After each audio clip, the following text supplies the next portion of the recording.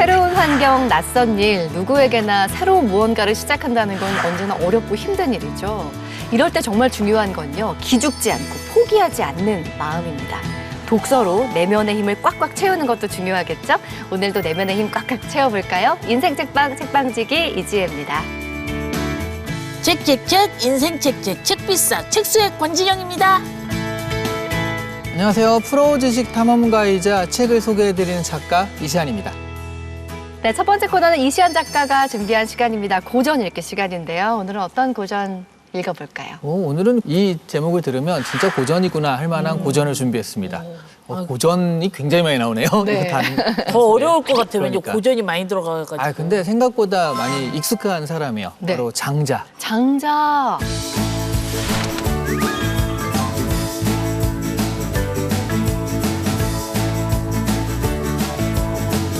사실 이 사람 이름은 장주예요. 장주. 원래 장주. 장주. 네. 우리가 맹자, 공자 하듯이 이제 그런 분들한테 자자를 붙이는 거죠. 네네. 송나라 출신인데 이 사람과 동시대 인물이 맹자예요. 근데 사실 공자나 맹자에서는 누가 쪽이고 네네. 이 장자랑 비슷한 사람이 노자잖아요. 노자. 장자. 그 노자와 장자가 비슷한가라고 하면 꼭 그렇지도 않은 게 노자는 약간 정치술에 좀 가깝습니다.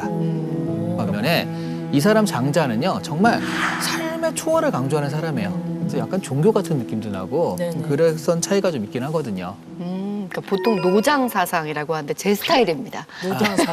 네, 이 장자가 절대적인 자유, 이상향을 추구했던 인물이잖아요. 근데 좀 어떻게 보면은 현실과 좀 동떨어진 인물이다라는 평가를 받기도 했어요. 그러니까 이 사람은 생활을 고민하는 사람이 아니라 삶을 고민하는 사람이다. 이렇게 생각하시면 될 것 같아요. 이 삶을 우리가 어떻게 살 것인가, 어떤 관점을 가지고 살 것인가에 대한 이야기를 한 건데 장자 책 자체가 내편, 외편 뭐 이렇게 여러 가지로 구분이 네. 돼 있습니다. 근데 이게 장자가 썼다는 보장이 없어요. 그래요? 네, 뒤에 나중에 첨가되고 제자들이 뭐 이렇게 했을 것이다. 그래서 내 편만큼은 장자가 썼을 것이다라고 생각을 하거든요. 네. 우리가 내 편을 중심으로 좀 볼까 합니다. 그 내 편에 나와 있는 게 바로 호접지모, 나비의꿈. 첫 번째 포인트로 알아볼게요.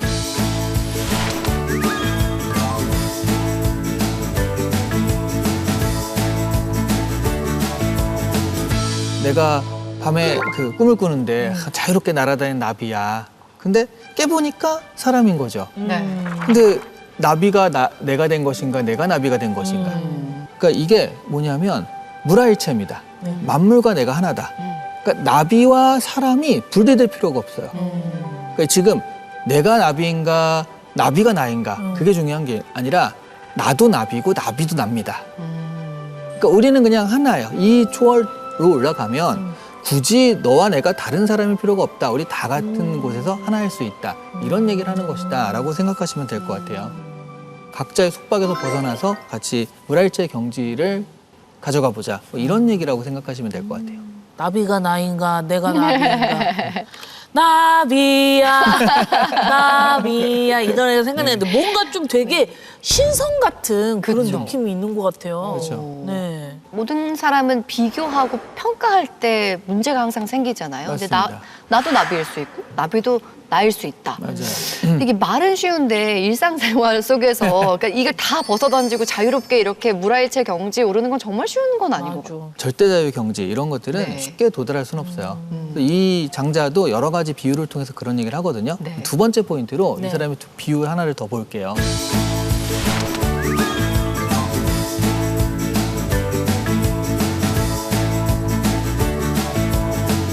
내 편의 소유편에 뭐가 나오냐면 대북 이야기가 나옵니다. 그러니까 북쪽 깊은 바다에 물고기가 있었는데 곤이라는 이름이었어요. 근데 크기가 몇 천리래요. 몇 천리면 미쳤니? 우리나라가 예전에 금수강산 삼천리 그랬잖아요. 네네. 한국 크기인 거예요, 한국 크기. 와. 이 물고기가 변해서 새가 되는데 그걸 또 붕이라고 합니다. 그래서 워낙 크니까 대붕이 되는 거예요. 우리가 흔히 대붕의 뜻을 어찌 알냐라고 하잖아요. 네, 그래서 대붕 이런 것들이 날아다니는 이런 상황에서 너무나 큰 이런 존재 앞에서 인간의 어떤 그 기륭화복이라든가 서로의 이익 이런 건 굉장히 하찮다. 이런 얘기를 하는 거라고 보시면 될 것 같아요. 인간도 결국 변화를 통해서 이런 존재까지 갈 수 있는 무한한 가능성을 가진 존재다. 이런 얘기도 같이 하는 거라고 보시면 될 것 같아요.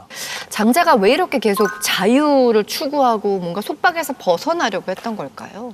이 장자가 살았던 시대가 전국 시대인데 극단적인 분열과 어떤 전쟁이 깊어진 시대예요. 혼란스러운 상황이잖아요. 네. 여기서 바로 근데 저게 무슨 의미인가? 헛되고 헛되다. 네, 헛되고 헛되다. 네. 아니 이런 큰 자연 앞에서 도대체 뭐 하는 짓인가? 이런 생각을 하게 되는 거죠. 그러니까 각 나라의 뭐 규제, 규범, 규칙 이런 것들을 초월해서 이 전체 자연, 자연 이런 것들을 이야기하는 것이다라고 보시면 될 것 같아요. 그렇다면 이 장자 사상이 오늘날 우리에게 주는 현대적 의미가 있을까요? 그렇죠. 이건 굉장히 큰데요. 세 번째 포인트로 만나볼게요. 네네.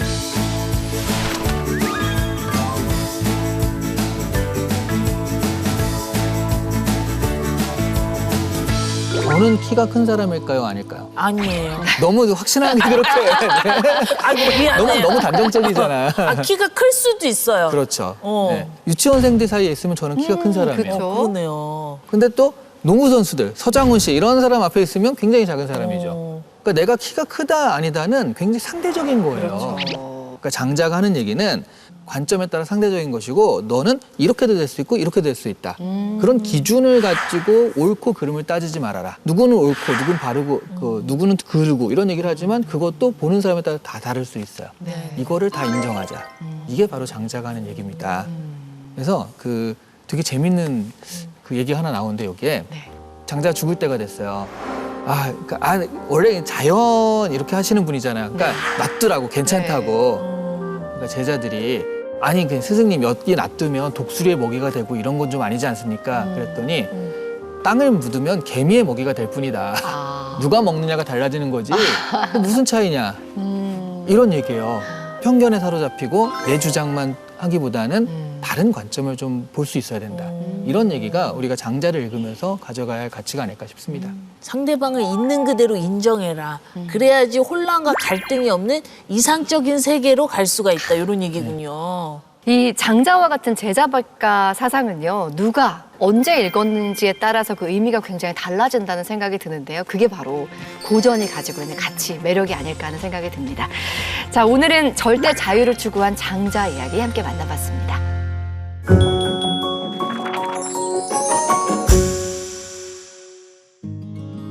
책과 인생 이야기 함께하는 인생책방, 오늘 모실 주인공은요, 인권 변호사 시절부터 소외계층과 약자의 목소리를 대변하셨던 분입니다. 지금은 정신으로서 한길을 걷고 계신 더불어민주당 박주민 의원님 나오셨습니다. 어서 오세요. 네, 안녕하십니까. 반갑습니다. 네.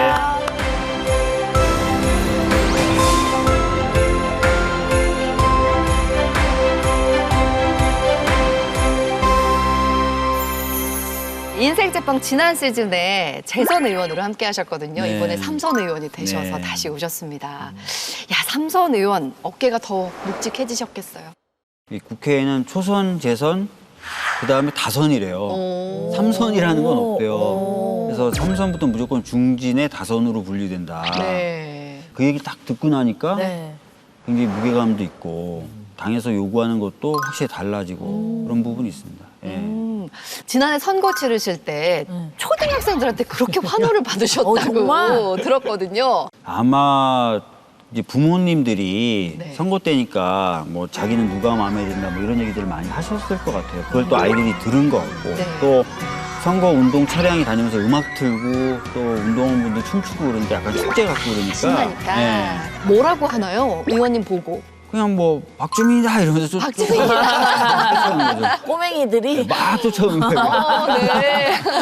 너무 귀엽다. 네. 그리고 의원님이 보니까 별명이 엄청 많아. 그 별명 부자시더라고요. 그러게요. 네. 법안 발의를 열심히 하셔가지고 박주발이, 네. 그리고 박주렁주렁도 있으시더라고요. 주렁주렁은 여기 배지 많이 달고 배지. 있어요. 아. 네. 지금은 태극기 배지하고 세월호 배지밖에 안 달고 있는데요. 네. 이태원 참사 네, 관련 네, 네. 근데 그거를 주로 그 참사의 희생자분들의 가족들, 그러니까 네. 유족들이 직접 달아주시고 네. 그다음에 그 관련된 법이 통과되면 제가 떼서 따로 보관해놔요. 오. 그래서 청소년 선거권 관련된 거는 선거 연령 인하 법을 제가 발의해서 통과시켰거든요. 그러니까 그거 떼고 그것도 청소년들이 달아준 거라서. 그다음에 4.3도 4.3 특별법 개정안 통과됐을 때 빼서 보관해 놓고, 그다음에 여수순천 관련된 그 배지도 법 통과됐을 때 빼서 넣어놓고, 이태원도 특별법 통과돼서 빼서 해놓고, 이제는 이제 세월호 배지만 제가 달고 있었는데 네. 최근 상황이 이제 그 헌법과 대한민국을 좀 항상 생각하면서 다녀야 된다 그래서 태극기 배지를 또 그래서 이렇게 2개 달고 다녀요. 네, 더 많은 배지도 보고 싶었는데. 저희 방에 오면 다 전시돼 있어요. 네. 네, 제가 하나씩 달았던 거. 빠진다는 건 되게 반가운 일이네요. 숙제를 그렇죠. 해결했다라는 거니까. 팔찌는 뭔가요? 그 팔찌 보면서 이쁜데 이거요? 생각했거든요. 이거는 세월호, 노란색은 세월호 팔찌인데 이거는 제가 세월호 가족분들 옆에 있을 때부터 차고 있다가 한 번도 지금까지 벗은 적이 없는. 진짜요? 초록색은 그 소녀상 지킴이 대학생분들이 저한테 부탁을 했어요. 이걸 차고 다녀달라고. 그럼 주무실 때도 차고 계속 주무실 차고 다니는 거예요. 그다음에 요 주황색은 스텔라 데이지오라고 그 화물선인데요. 바다에서 가라앉은 그 가족분들이 차고 다녀달라고 해서 요 3가지는 제가 샤워할 때건 언제건 차고 다닙니다. 그래도 그렇게 약속을 지키신다는 게 되게 대단한 것 같아요. 잊지 않겠다라는 의미인 것 같아요. 당사자분들이 제가 이거 하고 다니는 걸 보면 위안을 얻는데요. 그래도 잊지 않는 사람이 있다. 네. 뭐 큰 역할 뭐 이런 거보다도 그거 하나하나가 좀 소중하게 느껴지시나 봐요. 이렇게 책임감을 늘 몸에 지니고 다니고 계시는 책임감. 박주민 의원님과 함께 하게 책임감. 했는데요. 자, 오늘 가져오신 인생책 궁금합니다. 바로 이 책입니다. 제목이 좀 긴데요. 우리는 미래에 조금 먼저 도착했습니다. 어떤 책인지 먼저 보고 올까요? 북유럽 사회가 행복한 개인을 키우는 방법. 우리는 미래에 조금 먼저 도착했습니다. 미국과 북유럽 사회의 속성을 생생히 담아낸 비교 체험기. 양쪽 나라에서 모두 살아본 저자가 두 지역의 사회 시스템에 따라 삶의 질에 어떤 차이가 있는지 얘기하는데요. 과거에 머물 것인지 미래로 나아갈 것인지 우리 사회의 진정한 자유와 평등의 가치를 생각해 봅니다. 자, 박주민 의원님의 인생책 우리는 미래에 조금 먼저 도착했습니다. 두 분은 어떻게 읽으셨어요? 이게 딱 책 제목만 봤을 때는 이게 공상 과학 소설인가 보다. 미래니까. 그렇게, 미래라고 하니까 그렇게 생각을 했거든요. 근데 이 북유럽에 대해서, 북유럽 복지에 대해서는 언론을 통해서 그리고 책을 통해서 이미 많이 알려져 있잖아요. 네. 근데 이 책 같은 경우에는 이제 미국이랑 또 비교를 해주니까 그런 보는 재미가 있더라고요. 네. 작가님은 어떠셨어요? 맞아요. 저도 미국이랑 비교해서 좋았는데 원래 스웨덴이나 뭐 그 북유럽 쪽, 노르딕 쪽 복지 얘기하면 한국 사람이 가서 살았더니 좋았더라 이런 책이 되게 많아요. 네네. 근데 여기 보면 이 사람은 저널리스트잖아요. 네. 그래서 그쪽에 좋은 점, 나쁜 점 비교를 하면서 하는데 또 미국이 한국이랑 좀 비슷한 시스템이 많잖아요. 핀란드에 대해서 무조건 좋다라기보다는 이런 단점도 있지만 이런 장점이 있다. 미국에 비해서 이렇다라고 하니까 되게 입체적으로 다가와가지고 그 복지나 그런 쪽을 알려면 되게 좋은 책이라고 생각이 들었어요. 네, 의원님께서 책을 워낙 좋아하시나 봐요. 지역민들과 함께 독서 모임이 있는데 그 모임의 이름이 주민야독. 맞아요. 근데 그 모임에서도 이 책을 소개하셨다고 들었거든요. 그만큼 좀 많은 사람들이 읽었으면 하는 마음이실까요? 그러니까 최근에 우리나라도 빈부격차가 굉장히 커지고 있고요. 많은 분들이 노후라든지 또 이런 것에 대한 불안, 양육에 대한 불안, 돌봄에 대한 불안 이런 거 굉장히 많으시잖아요. 그래서 뭔가 좀 새로운 어떤 사회적인 흐름, 변화 이런 것들이 좀 있어야 된다라는 얘기들을 많이 하시는데 그 답을 찾기가 사실 쉽진 않잖아요. 우리나라 사람들은 자이든 타이든 미국에는 굉장히 익숙하고 미국식 제도에는 굉장히 해박한데 그렇죠. 이 다른 나라, 특히 이제 북유럽은 아는 것 같지만 또 잘 모르시는 경우들이 있더라고요. 그래서 같이 한번 읽어보자고 제안을 드렸었습니다. 자, 박주민 의원님의 책과 인생 이야기 지금부터는 키워드를 통해서 하나하나 살펴보겠습니다. 첫 번째 키워드 볼까요? 첫 번째 키워드는 바로 미래에 먼저 간 북유럽입니다. 이 저자의 고국이 바로 핀란드거든요. 저자가 책을 쓴 계기가 굉장히 재밌더라고요. 네, 핀란드에서 기자 생활을 했던 저자인데 업무차 이렇게 갔다가 또 어떤 남자랑 눈이 맞아요. 근데 그 사람이 미국인인 거예요. 그래서 좀 연애를 하다가 한 2년 장기 연애를 하다가 합칠 때가 됐다. 그럼 네가 올래 내가 갈까 하다가 이 사람이 핀란드 오는 것보단 그럼 여러 가지 걸 생각해서 내가 가겠다. 근데 사실 거기에는 아메리칸 드림을 좀 이뤄보겠다 이런 것도 있었기 때문에 갔거든요. 근데 가서 뭐 혼인신고도 하고 막 이렇게 살고 있는데 가자마자 갑자기 뉴스위키즈에 그런 기사가 나오는 거예요. 세상에서 가장 살기 좋은 나라가 선정됐다. 핀란드. 방금 내가 떠나온 나라. 아, 진짜? 근데 이게 뭐지? 내가 방금 떠나왔는데? 근데 사실 아메리칸 드림을 하겠다고 와서 여기 미국에 왔는데 좀 불안감이 있었거든요. 그래서 이 불안감의 실체, 내가 왜 미국에서 삶이 불안한지, 그 핀란드가 과연 진짜 그렇게 행복한 나라인지 이게 좀 궁금해서 그런 것들을 비교 분석하기 위해서 이 책을 쓰게 된 것이죠. 네. 불안감이라고 표현을 하셨는데 저자애가 가장 먼저 닥친 위기가 바로 의료보험이었습니다. 북유럽은 제가 듣기로는 공공의료 서비스를 하고 있다라고 들었거든요. 이게 정확히 어떤 건지 궁금합니다. 미국의 경우에는 이 책에도 소개된 바와 같이 국가 차원의 보험이라기보다는 주로 회사에 이제 취업을 하면은 그 회사에서 제공하는 의료보험 혜택을 받게 되는 거예요. 네. 이 회사가 마음에 드냐 안 드냐만큼이나 더 중요하게 따져봐야만 하는 것이 의료보험 서비스를 어떤 걸 제공해주지 이런 거예요. 그러면서 이제 이분은 미국의 경우에 그러면 직업 선택의 자유, 회사 선택의 자유가 많을 줄 알았는데 의외로 제약되더라. 핀란드 같은 경우에는 아까 말씀드렸던 대로 국가가 공적으로 보장해주는 의료 시스템이 있다 보니까 뭐 회사 선택이나 이런 거는 좀 자유롭게 선택할 수 있는 셈이 된다. 이렇게 설명하고 있죠. 예. 핀란드의 그 사회복지 정책 중에서 저는 가장 마음에 들었던 게 아무래도 저도 두 아이 키우는 워킹맘이다 보니까 뭐 출산이나 육아 지원 같은 경우였거든요. 의원님도 늦깎이 아빠가 되신 거잖아요. 이 육아 진짜 힘들어요. 육아 힘들어요.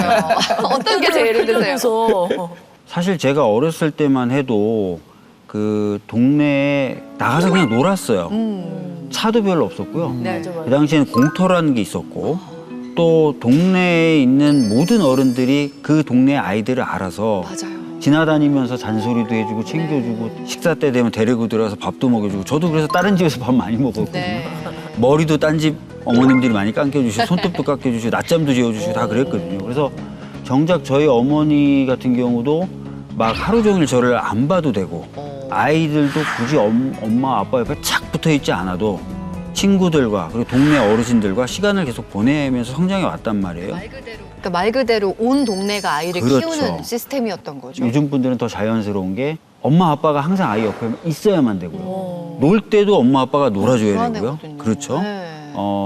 모든 걸 엄마 아빠가 해줘야 되고 엄마 아빠와 함께 해야만 되는 그런 생활이 된 거예요. 네.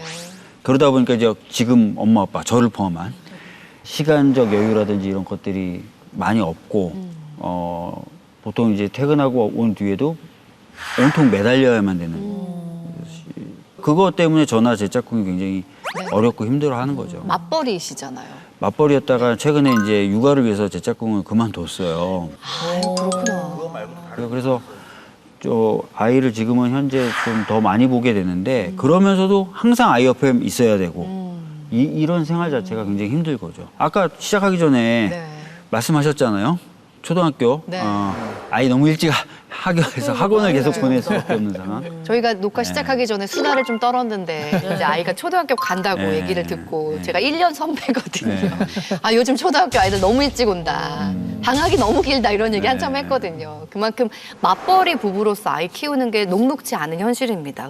그런 면에서 이렇게 핀란드 사람들이 참 부러웠던 게 뭐 출산이나 아이 양육을 굉장히 좀 편하게 생각하는 것 네. 같더라고요. 국가에서 돌보면 이런 부분을 좀 더 많이 책임지고요. 그런 걸 사회 서비스라고 하죠. 그러니까 현금이나 현물로 지원하는 형태보다도 이런 서비스 형태로 많이 지원이 돼요. 네. 그래서 아이를 좀 덜 신경 써야 도 되고 아이들 그냥 풀어놔도 되는 공간이 굉장히 많다는 거예요.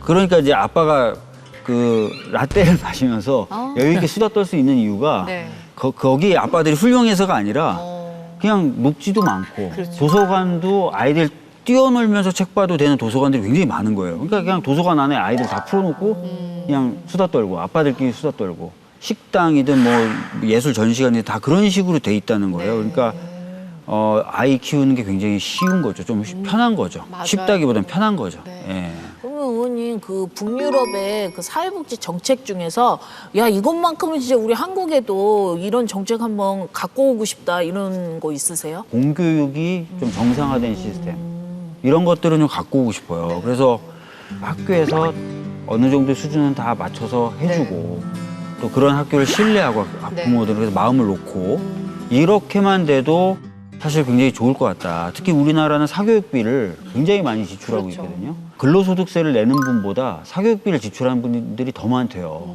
거의 준조세 수준이라고 하는데 공교육만 제대로 정상화돼도 그런 돈을 좀 줄일 수 있고 네. 또 그런 것들 지출하느라고 노후를 못 챙긴다 그러잖아요. 맞아요. 정작 부모들은 그런 문제도 덩달아 해결될 수 있지 않을까 싶어요. 네. 저희 아이는 아직 어리지만 좀 위에 있는 아이 엄마들 얘기를 들어보면 이 수학학원에 보내기 위해 가야 되는 수학학원이 있대요. 그래서 1, 2차로 다 배워서 학교에 갔으니까 수업 시간에 정작 선생님이 이 부분 안 배운 사람 배웠지? 넘어간다? 이렇게 하신다고. 진짜? 그게 정말 공교육이 너무나 위태롭다는 생각이 들거든요. 이게 뭐 결국은 집단적으로 지혜를 모으고 또 집단적으로 어떤 시스템에 대해서 신뢰를 회복해야 되는데요. 제가 최근에 가보려고 하는데 아직 못 가봤고 얘기만 들은 아파트 단지가 있는데 네. 거기서는 어떤 식으로 하냐면 아파트원들이 조합을 만들고 그 조합에서 아파트 상가 하나를 좀 싸게 분양을 받은 다음에 그 상가를 무인 아이스크림 가게로 운영을 한다는 거예요. 네. 그래서 거기서 나오는 수익과 조합원들이 내는 약간의 돈을 합쳐서 네. 선생님들을 채용한 거야. 오. 예, 선생님들을 채용해서 초등학교 마치고 일찍 돌아온 아이를 그냥 시간 때우기 위해서 이 학원 보내고 저 학원 뺑뺑이 돌리지 않고 그냥 그 아파트 단지 내에서 해결하는 거예요. 돌봄을. 예, 아빠가. 돌봄을 한꺼번에. 오. 그러니까 아이들은 뺑뺑이 안 돌아도 되고요. 부모들은 안심해도 되고 또 비용도 훨씬 적게 든다는 거예요. 막 이 학원 다니고 저 학원 다녀도 친구는 사귈 수 있겠지만 그래도 아파트 단지 내에서 맨날 보는 애들하고 같이 또 하니까 동네 친구가 생기고. 그렇죠. 그래서 이 집단적으로 의지를 모으고 또 서로의 신뢰를 바탕으로 조금씩 더 부담을 해서 상당히 많은 오히려 경제적 부담을 완화하고 시간도 줄이고 안심도 하고 이런 것들을 하더라고요. 그러니까 이런 게 사실은 복지제도의 원천이거든요. 이게 원초적 모델이거든요. 그러니까 이런 것들을 국가적으로 확장하는 건데 이런 식의 좀 시도들 그리고 그런 것들에 대한 믿음 네. 이런 것들이 좀 있으면 좋겠다는 생각이 좀 듭니다. 네. 의원님의 자녀분이 이제 초등학교 갔으니까 더 중점적으로 지켜보시면서 잘 이제 정책들을 마련해 주실 네. 거라 믿습니다. 자, 다음 키워드 한번 살펴보겠습니다. 박주민 의원님의 책과 인생 이야기 두 번째 키워드는 바로 진정한 자유와 평등입니다. 자, 이 책의 핵심이라고 하면 바로 뭐 개인의 진정한 자유와 독립, 평등이 아닐까 하는 생각을 하는데요. 저자가 이런 개인의 강화가 더 강한 결속력을 만든다라고 이야기를 하고 있더라고요. 어떤 의미일까요? 이런 느낌 받아보셨는지 모르겠어요. 우리나라 같은 경우 뭐 미국도 그렇지만 동료혼이라는 게 굉장히 강해요. 동종의 또는 비슷한 수준의 사람끼리만 연애하고 결혼해요. 어떤 사람을 만날 때 그 사람의 직업이 뭔지를 따져야 되고 그 사람의 아버지가 뭔지 그 사람이 어느 정도 사는지를 따져야 되고 그게 과연 진짜 자유로운 연애인가? 진짜 사랑인가? 이런 의문을 던지는 거예요. 네. 그래서 그런 것들을 고민할 필요 없는 사회에서의 개인이 진짜 덜 의존적이고 진짜 자기 자신에게 더 충실하고 자기 자신이 더 강한 거죠. 진정한 자유와 평등을 누리는 사람들이 유대하고 그런 사람들이 뭔가 화합했을 때 더 강하게 된다. 이런 얘기를 하는 거고요. 의존하면 병들게 되거든요. 그렇죠. 내가 이 사람에게 절대적으로 의존하게 되는 거예요. 이 사람의 수입에 절대적으로 의존하게 되면 그게 건강하지 않죠. 제가 병들게 되고 이 관계도 결국은 병들게 되거든요. 그러면 사회가 병들게 되고요. 그런 것보다 훨씬 더 건강할 것 같아요. 네. 북유럽의 어떤 보편적인 복지 서비스를 보면서 일부에서는 이건 사회주의 국가다. 나라에서 다 해주면은 사람 개인의 동력이 떨어지지 않겠느냐. 사회 활력이 떨어질 것이다. 이런 비판도 좀 있긴 하거든요. 근데 실제로 혁신적인 국가를 선정하는 여러 조사에서 항상 북유럽 국가들이 최상위권을 차지합니다. 핀란드뿐만 아니라 뭐 노르웨이라든지 스웨덴 같은 국가들이 복지국가는 고리타분하고 왠지 사람들이 게을러질 거다라는 생각과 달리 사회적인 안전망이 있기 때문에 도전을 하는데 꺼리낌이 없는 거예요. 훨씬 더 편한 거죠. 그래서 이직이나 이런 것도 잘하고 그것은 반대로 얘기하면 회사 입장에서는 굉장히 유연하게 경영을 할 수 있다는 거잖아요. 노키아라는 브랜드가 있었는데 노키아 브릿지라고 노키아가 핸드폰 사업이 망하면서 대량으로 실직하고 해고할 수밖에 없었는데 그냥 실직하게 내버려 둔 게 아니라 회사 돈 일부, 지자체 돈 일부, 국가 돈 일부에서 교육 프로그램을 가동해요. 노키아 브릿지라고.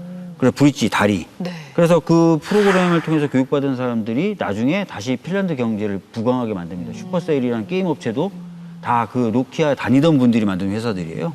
그런 식으로 해서 하거든요. 그러니까 그런 게 훨씬 더 잘 돼 있죠. 예. 근데 의원님 이 북유럽 같은 수준 높은 복지를 우리가 얻으려면 그만큼 또 세금을 많이 내야 된다는 그런 두려움이 있잖아요. 근데 이 저자의 말에 의하면 미국과 비교해서 꼭 그렇지만은 않다고 또 소개를 해주더라고요. 그러니까 실제로 가처분 소득이 어느 정도인지를 비교하는 게 중요할 것 같아요. 예를 들어서 내가 사교육비를 많이 내야 돼. 세금은 덜 내는 대신에 사교육비는 많이 내야 돼.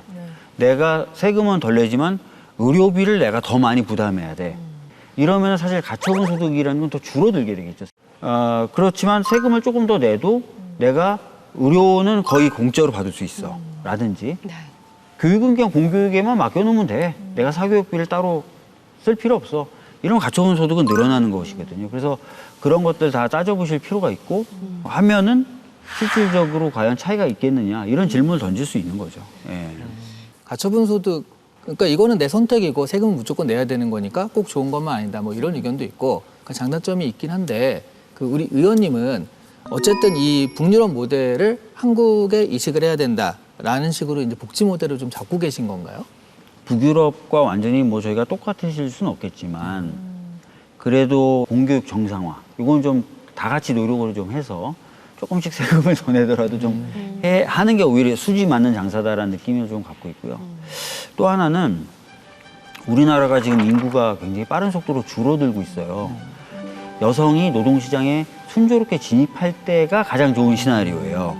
북유럽 국가가 돌봄에 대해서 이렇게 많이 책임져 주는 시스템으로 바뀐 게 여성을 존중해서가 아니라 인구 위기를 이 나라가 우리나라보다 더 먼저 겪었어요. 해결책이 뭘까? 아, 여성이 편하게 일할 수 있게 해주면 되겠네? 그래서 돌봄. 근데 돌봄 자체도 또 일자리가 되는 거잖아요. 그러니까 그런 것으로 간 거거든요. 그러니까 저도 좀 그런 부분은 또 의식적으로 좀 배워와서 좀 접목을 시켜야 되지 않나 싶습니다. 예. 맞습니다. 그런 하나하나 세심한 정책들이 국가의 경쟁력을 키울 수 있을 거라고 생각을 그렇죠. 합니다. 예. 의원님 아까 저희가 별명 부자다라는 얘기를 했는데 그 중에 하나가 거리의 변호사라는 네. 별명도 있습니다. 인권 문제 굉장히 관심 많으신데 근데 어릴 때부터 꿈이 그러셨나요? 이렇게 아니에요. 남들을 위해 살자. 좋은 일 하자.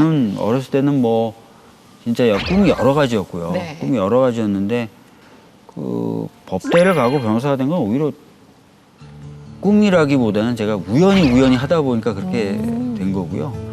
대학을 들어가서 이제 고등학교 때와 달리 뭔가 좀 다양한 생활을 해보자라고 하면서 다양한 경험을 일부러 좀 해봤는데 그중에 이제 다른 분들에게 약간 도움이 되는 듯한 느낌을 받을 때 실제로 제가 도움이 됐는지 안 됐는지 모르겠지만 도움이 된다는 느낌을 받을 때 제가 되게 즐겁더라고요. 그래서 이후에도 좀 그런 삶을 살면 재밌겠다, 좋겠다 이렇게 생각하게 된 거죠. 근데 우연히 갔다고 하기엔 법대는 최고 법대시잖아요. 우연히 갔다고 하기엔 너무 우연히 머리가 좋은 거 아니에요? 우연히 점수가 좋게 나온 거예요. 아하, 점수 맞춰 가다 이 보니 점수를 법대였군요. 아깝죠. 맞아요. 그러니까 제가 재수를 했어요. 네. 저희는 학력고사 세대니까 네. 학력고사 관련된 모의고사를 보면 성적이 너무 잘 나오는 거예요. 그러니까 아, 부럽다. 그 남은 성적을 버릴 순 없잖아요. 그렇죠, 그걸 그렇죠. 공부 열심히 했으니까 그럼 풀로 쓸 수 있는 데가 어디냐. 어. 법대다 그래서 그러면 거기 법대 간 거예요. 아, 근데 겸손하신 말씀인 것 같아요. 왜냐면은 내 점수가 이 정도 나오고 나를 위해 쓸 수 있어라는 인생을 남들을 위해 쓰겠다고 작정하신 거니까 이건 아무나 할 수 있는 결심은 아니라고 생각합니다. 예. 정말 네. 공부해서 남 주시는 거네요. 그러니까요. 아, 숨가쁘게 달려오셨는데 잠깐 쉬는 시간 드릴까 봐요, 진영 씨. 네, 권진영의 휴게소 같은 시간 준비했습니다. 첫 번째 질문 들어가겠습니다. 정치적으로 힘든 결정을 할 때마다 집에 있는 짝꿍의 의견이 가장 큰 비중을 차지한다? 하나, 둘, 셋. 뭐 대충은 그랬던 것 같아요. 매번 다 상의하고 그런 건 네네네. 아닌데 아무래도 큰 결정을 할 때는 상의하죠. 그리고 오케이를 해주면 너무 힘이 나서 하고 절대 안 된다 그러면 못 하는 거고요. 아, 나름 이렇게 되게 고집스러우실 것 같았는데 또 말도 잘 들으시네요. 저요? 네. 제 짝꿍 많이 무서워요. 제 짝꿍 많이 무서워요.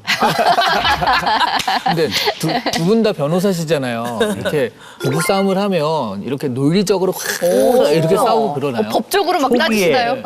초기에는 그랬는데요. 어. 근데 금방 깨닫게 되더라고요. 싸워서 이길 수도 없고 이긴다고 좋은 것도 하나도 없어요. 연애하시는 분들은 꼭 참고하셔야 돼요. 네. 이긴다고 좋은 거 하나도 맞아, 없어요. 그쵸, 그쵸. 네. 이 사람 진짜 소중하면 그리고 그래서 제 옆에 있게 하고 싶으면 지는 게 맞아요.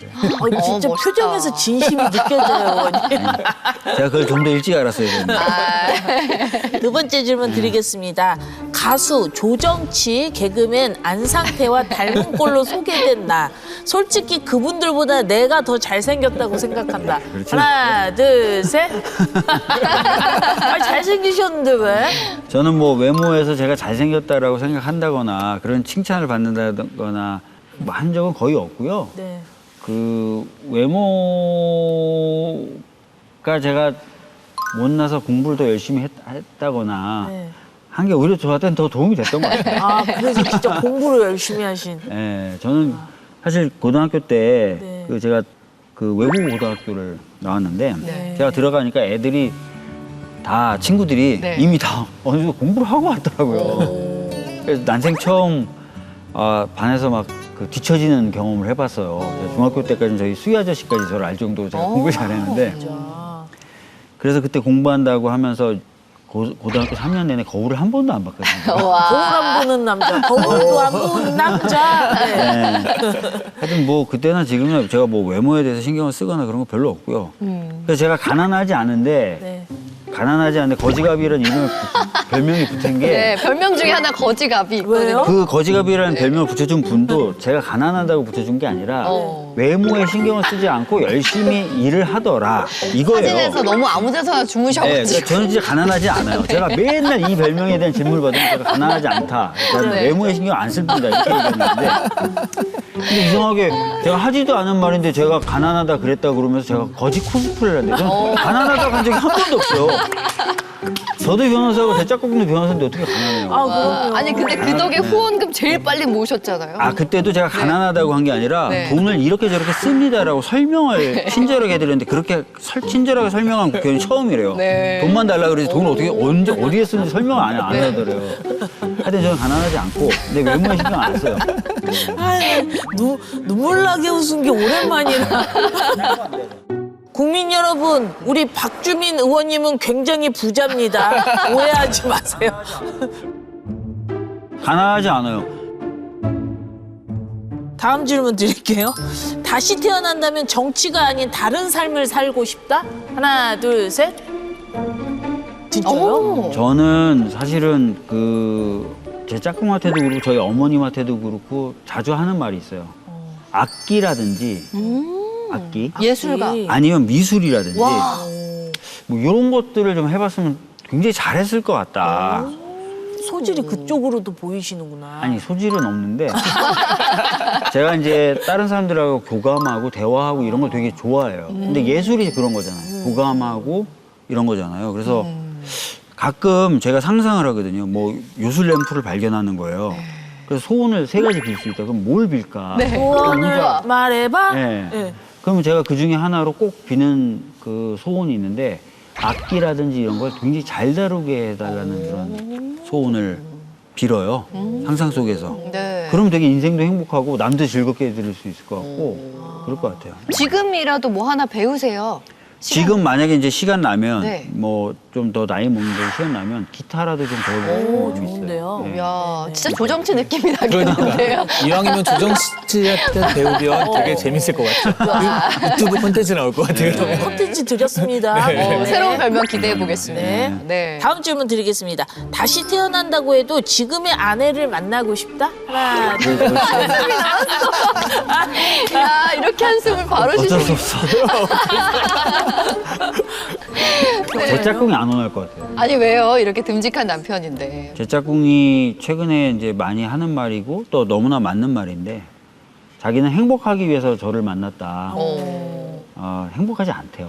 정말요? 제가 정치를 하고 있는 이 순간과 이 동안이 너무 자기는 행복하지 않대요. 자주 못 보셔서 그런가요? 정치인이다 보니까 늘상 비판에 그리고 비난에 노출돼 있잖아요. 그런 것들을 같이 감당하는 것 자체가 싫고 어렵고 힘들고 무슨 뭐 식당 같은 데 가서 많은 분들이 저를 알아봐 주시거든요. 저는 감사한데 본인은 너무 불편한 거예요. 네, 그리고 아이가 과연 크는데 네가 정치인이라는 게 도움이 될까? 또 아이를 어떤 시선으로 바라볼지 벌써부터 걱정이다. 뭐 이런 얘기도 많이 하고요. 그러면 혹시 아내분이 4선은 아니야. 4선 하지 말자 하면. 정치를 그만두란 말은 또 안 해요. 그러니까 네 선택이니까 네가 하되 네.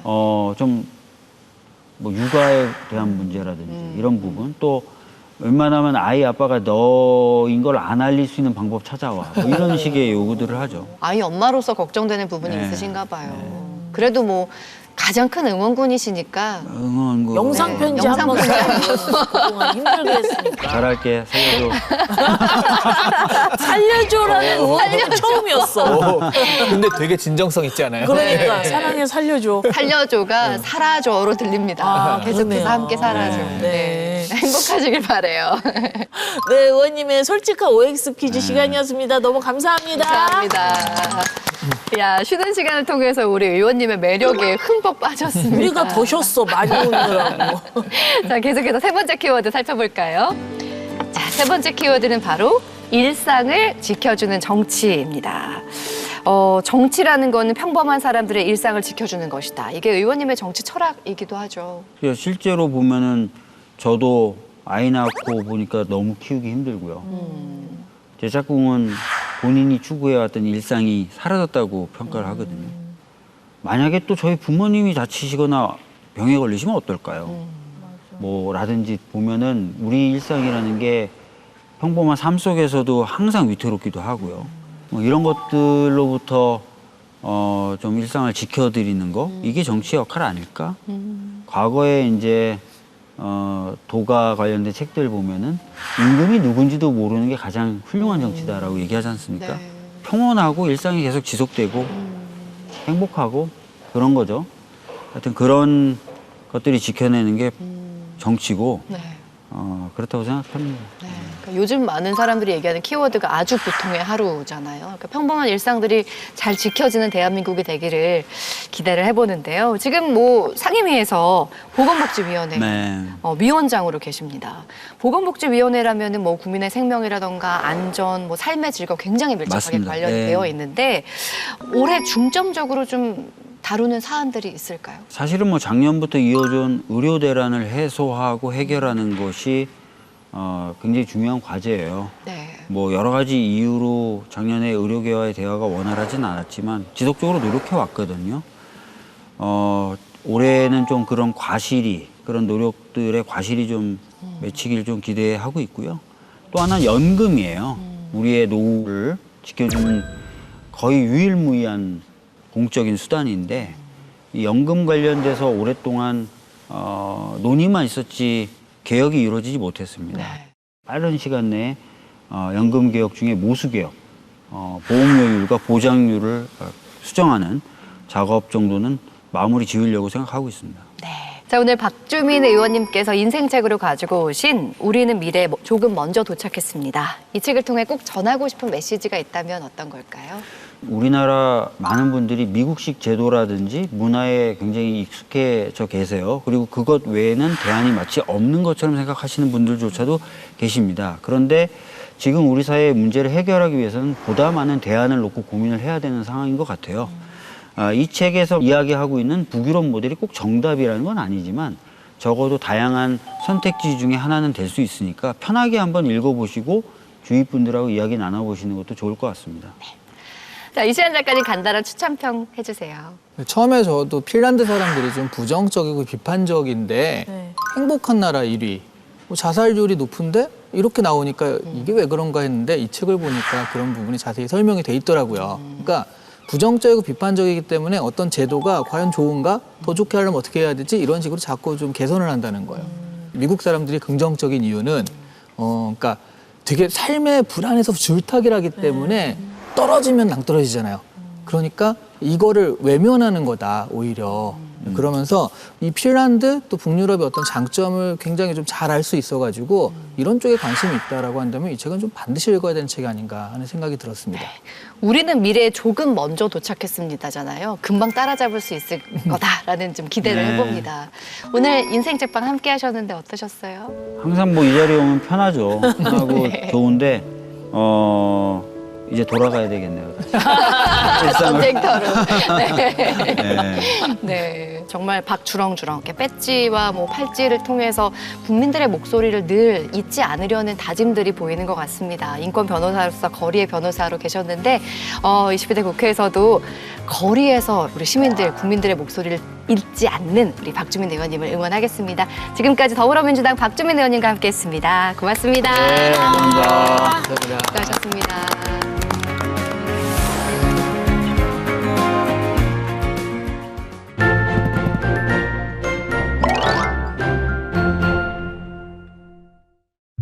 요리, 발명, 육아. 서로 다른 이 세 가지 영역에 공통점이 있다는 걸 아시나요? 바로 끊임없는 노력과 정성입니다. 오늘은 각 분야에서 쏟은 열정과 노력이 어떤 결실을 맺는지 보여주는 책들을 준비했는데요. 국회도서관과 함께하는 화제의 도서도 많은 기대 부탁드리고요. 그럼 지금 바로 만나보시죠. 나야 들기름. 엄마가 해준 그런 느낌이 있어요. 딱 먹었을 때. 저는 아빠지만. 화제의 프로그램 흑백요리사에 출연해 독특한 매력을 뽐냈던 최강록 셰프의 요리 철학과 노하우를 담은 책 최강록의 요리노트. 요리는 천재처럼 하는 게 아니라 개미처럼 하는 것이다. 그의 철학대로 책은 끊임없는 노력과 실험으로 얻은 요리의 기본기를 전수합니다. 최강록 셰프가 전하는 맛을 쉽게 내는 방법. 그 첫 번째는 소금 간을 마스터하라. 소금 간은 요리의 기본 중 기본이죠. 하지만 대부분의 요리책 레시피에는 약간, 적당히, 적정량처럼 애매한 표현을 쓰고 있는데요. 꾸준히 연습해서 자신만의 계량을 익히면 국물 한 그릇에 필요한 소금의 양을 가늠할 수 있다고 합니다. 두 번째는 제철을 알아두자. 제철 음식은 맛있어서 제철이 아니라 제철이라서 맛있는 것. 자연의 순리를 따르는 제철 식재료는 영양가는 물론 맛도 좋으니 요리의 품격까지 높일 수 있습니다. 자신과의 싸움인 요리. 포기하지 않고 원칙을 지킬수록 질은 높아질 수밖에 없는데요. 이런 귀찮음을 감수하는 것이 세 번째 방법. 저에게는 요리는 누군가를 위해 시간과 정성을 들이는 일입니다. 그래서 저는 요리가 좋습니다. 요리를 향한 최강록 셰프의 진심이 고스란히 담긴 이 책. 그의 노하우를 따라 맛의 세계로 빠져보는 건 어떨까요? 화약 무기로 왜구를 물리치고 근대 건축의 새 지평을 열었으며 샘물보다 뜨거운 열정으로 세계적인 철강 기업을 일궈냈다. 우리 역사 속 숨겨진 과학기술 영웅들의 이야기. 한국인의 발명과 혁신은 조선시대부터 현대까지 우리나라 과학기술 발전의 숨은 공신들을 소개한 책인데요. 주인공들을 살짝 엿보자면 고려 말 조선 초의 무신 최무선. 그의 머릿속은 불꽃 튀는 아이디어로 가득했습니다. 화포, 보라살 등 다양한 화약무기를 만들어 외구의 간담을 서늘케 했고요. 화약무기 제조 관청인 화통도감을 설립하는 데 주도적인 역할을 했습니다. 다음으로 만나볼 주인공은 한국 근대 건축의 선구자 박길용입니다. 일제강점기 조선 총독부 건축 기수로 12년간 일했던 그는 1920년대 후반부터 두각을 나타냈습니다. 일을 하며 쌓은 경험과 명성을 바탕으로 1932년 독립을 하고 한청빌딩을 시작으로 화신백화점 등 여러 건물을 설계했는데요. 빠르고 정확하게 설계 도면을 그려내는 능력 때문에 오토바이 혹은 재봉틀이란 별명까지 얻을 정도였다고 하네요. 마지막으로 소개할 주인공은 철강 산업의 아버지 박태준입니다. 1960년대 후반 자본도 기술도 경험도 없던 시절, 그는 제철 보국을 외치며 자금 마련과 기술 습득을 위해 직원들과 함께 밤낮 없이 노력했는데요. 그 결과 자신의 제철 회사를 세계 굴지의 철강 기업으로 키우며 한국 철강 산업의 기틀을 마련했습니다. 한국인의 끈기와 창의성이 만들어낸 혁신의 역사가 궁금하다면 이 책을 읽어보시는 건 어떨까요? 요즘 자녀들을 대신해 황혼 육아를 하는 중년이 많아졌죠. 그런데 조선시대에도 황혼 육아가 존재했다는 사실 알고 계셨나요? 조선 중기학자 이문건이 유배지에서 손자를 키우며 쓴 육아일기 양아록. 선비의 육아일기를 읽다는 이 양아록을 현대적인 방식으로 풀어 쓴 책인데요. 손자가 태어나 성장하는 모습을 16년간 꼼꼼히 기록했던 이문건. 그는 아이의 탯줄을 끊어주는 과정부터 처음 이가 나고 천연두를 앓는 과정, 심지어 술을 배우는 과정까지 생생하게 담았습니다. 특히 공부를 게을리하는 손자에게 매를 드는 장면은 교육을 중시하는 오늘날 우리의 모습과 크게 다르지 않아 흥미로웠는데요. 손자 아이가 커가는 것을 보니 내가 늙어가는 것을 잊어버린다면서 손자 키우는 재미에 흠뻑 빠진 기분을 나타내기도 하고요. 늙은이가 아들 없이 손자를 의지하는데 손자 아이 지나치게 술을 탐하여 번번이 심하게 토하면서 뉘우칠 줄을 모른다며 손자의 잘못된 행동에 한탄하기도 했습니다. 조선시대 양반가의 육아 방식과 당시의 생활상을 엿볼 수 있는 선비의 육아일기를 읽다. 500년 전 할아버지의 육아일기를 통해 오늘날 우리의 모습을 돌아보는 건 어떨까요? 국회도서관과 함께하는 화제의 책. 첫 번째로 소개할 책은 귀족 시대인데요. 여러분은 귀족에 대해 얼마나 알고 계신가요?